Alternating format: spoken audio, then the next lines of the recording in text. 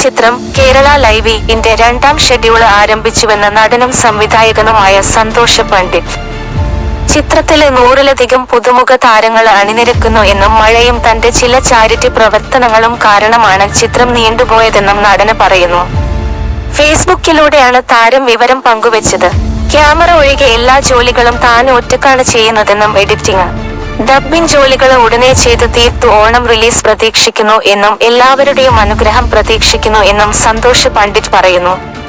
Facebook പോസ്റ്റിന്റെ പൂർണ്ണരൂപം. Dear Facebook family, വെറും 5 ലക്ഷം രൂപ ബഡ്ജറ്റില് ഒരുങ്ങുന്ന എന്റെ 12ാമത്തെ സിനിമ കേരള ലൈവ് രണ്ടാം ഷെഡ്യൂൾ ഉടനെ ആരംഭിക്കുന്ന വിവരം എല്ലാവരെയും സന്തോഷത്തോടെ അറിയിക്കുന്നു. എന്നോടൊപ്പം ഡയലോഗുള്ള 100+ പുതുമുഖ നടന്മാര് അഭിനയിക്കുന്നു. ആദ്യ ഷെഡ്യൂൾ കഴിഞ്ഞതില് പിന്നെ മഴ. എന്റെ ചില കുഞ്ഞു ചാരിറ്റി പ്രവർത്തനങ്ങൾ ഒക്കെ ആയി തുടർച്ചയായി യാത്രയിലായതിനാല് കുറെ സമയം പോയതാണ് ഒരു ചെറിയ ഗ്യാപ്പ് വരുവാന് കാരണം.